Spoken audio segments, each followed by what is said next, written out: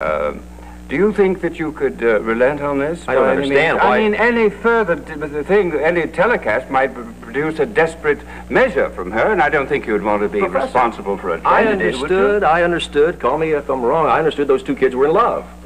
Well, without going into details, let us say that it is not a happy romance. Certainly not one that your viewers would leave smiling with. But let me assure you one thing, that if you drop this story, I will guarantee you that myself and Mrs. Wallingford will see to it that you get first crack at any important political happenings that we have here at this house, any civic gatherings, and especially any juicy slanders that we might hear of. Now, what do you say to that? Besides, I'm anxious to have you for dinner so that my wife and our circle of friends can get to know you better. You know, that's darn nice of you, Professor. I don't know what to say. Well, I take it then that we have agreed on this understanding concerning the skywriting. What skywriting? I don't know what you're talking about. That's it. I better get out there and get me another story, though, Professor. Thanks for the drink. I look forward to seeing you soon. Yeah, you got a great place here. Thanks again. I enjoyed it. Yes, thank you so much. Hang it on the wall, Professor. Okay. Hey, you call me if you hear anything newsworthy. Oh, okay? I certainly will. I will. Great place. Thank heaven that I squashed that loud-mouthed old busybody. Benjamin, what a surprise. Do come in. Thank you, Professor. Is the Duchess around anywhere? I need to talk to her. No, I'm afraid she's not, but can I help? Well, I got a check here for the loan that she made me for the air conditioning on my place.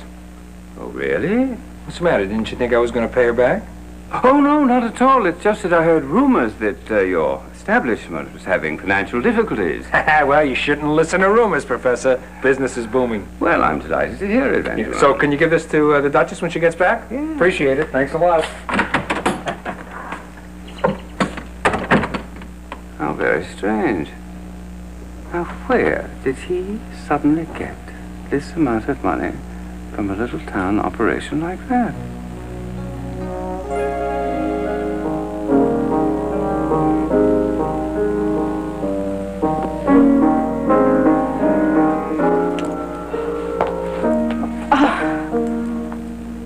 Monique, are you all right?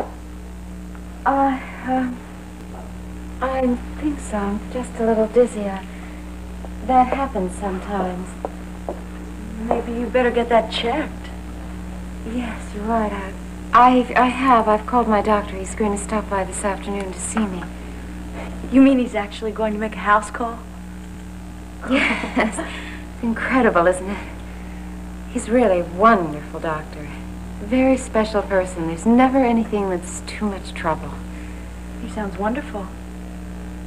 He is. You know, he's really incredible. He's a very special man as well as being a superb doctor.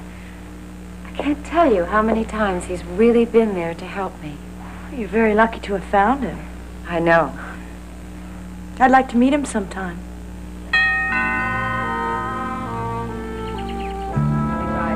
Oh, that's all right, Mrs. Jeanville. How are you feeling? Very much better. Well, we'll still check you out real good anyway. Please come in. There's a young lady I'd like you to meet, too.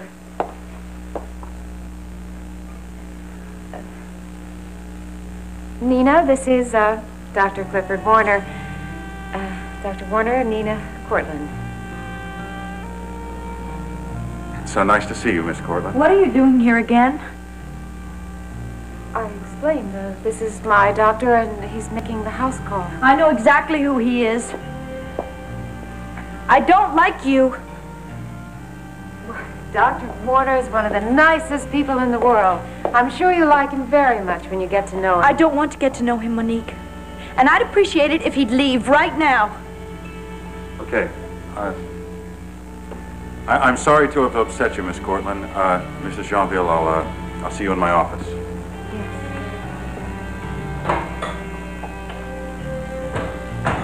I'm very sorry. I didn't realize you already knew Dr. Warner, and I certainly didn't realize you didn't like him. I don't believe you, Monique. What do you mean? I'm sorry, but I think you knew exactly what you were doing. Just to leave. Then she turned on me, and now I've got a migraine that isn't going away. I'm going to go upstairs and I'm going to lie down. Try to forget today it happened.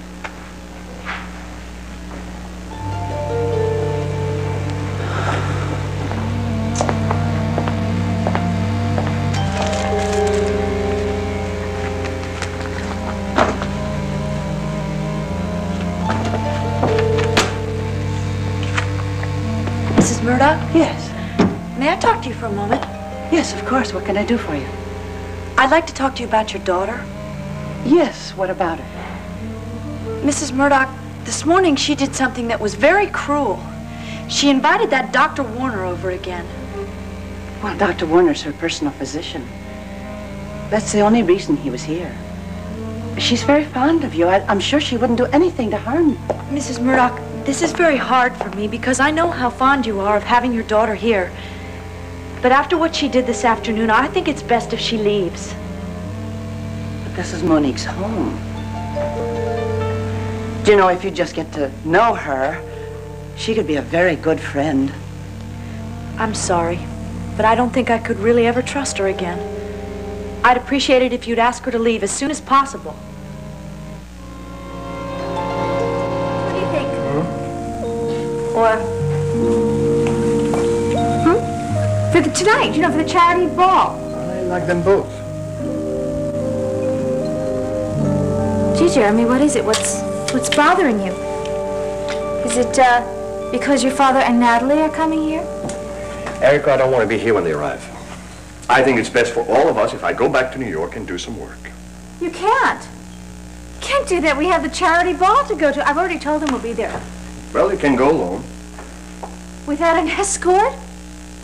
I wouldn't dream of it. I mean, I have to think about my image. Your image is beautiful. You don't need me. Oh, yes, I do need you. And besides, you promised that you would go with me. It's not fair for you to back out now. And besides, I wouldn't have a good time at all without you there. Please, Jeremy. Erica, there's no one in the world who could get me to stay. Except you. Thank you. Well, at least I won't have to spend the evening with them. Jeremy, why do I get the distinct feeling that it's not just being with your father that bothers you? I feel there's this tremendous hostility between you and Natalie. What is it?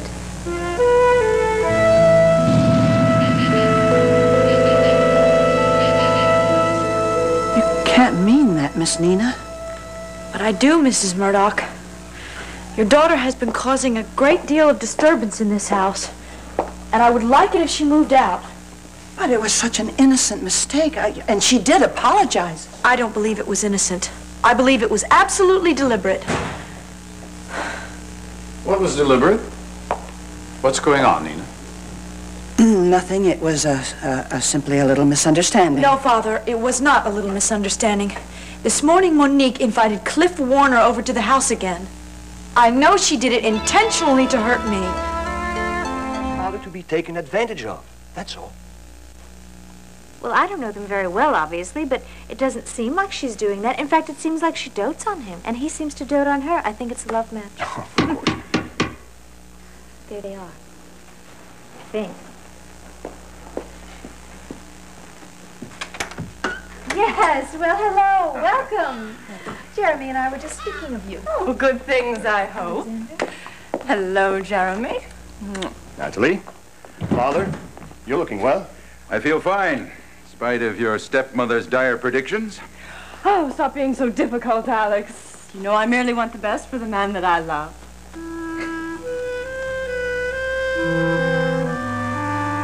You're absolutely right. Nina, I'm terribly sorry. Monique should never have invited Dr. Warner here. Oh, that's hardly fair. My daughter was ill, and she needed her doctor, and he consented to make a house call. You can see what havoc that visit wreaked.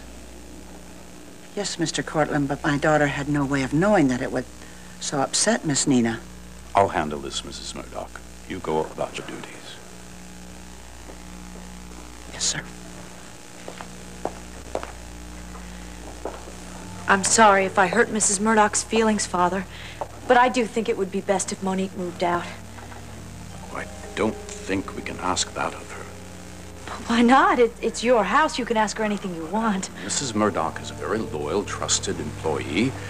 Monique is her only child. I think we owe it to her to allow her daughter to stay with her. But what if she tries this again? Father, I hate that man. You needn't worry about that. No. I'll see to it that Cliff Warner never sets his foot in this house again, and I'll see to it that those orders are strictly obeyed. I suppose it was partly Dr. Warner's fault. He knows he's not welcome here. I shall tell him that at the earliest convenience. Thank you, Father. I don't know what I'd do without you. You're not going to have to find out, are you? No. Now tell me, you didn't mention to anyone that it was I who warned you about Dr. Warner? No. No, you told me not to, and I didn't. That's a good girl. Now, why don't you try to forgive Monique for her rather innocent error? All right. That's it. And I'll go apologize to Mrs. Murdoch. Right. That would be very nice.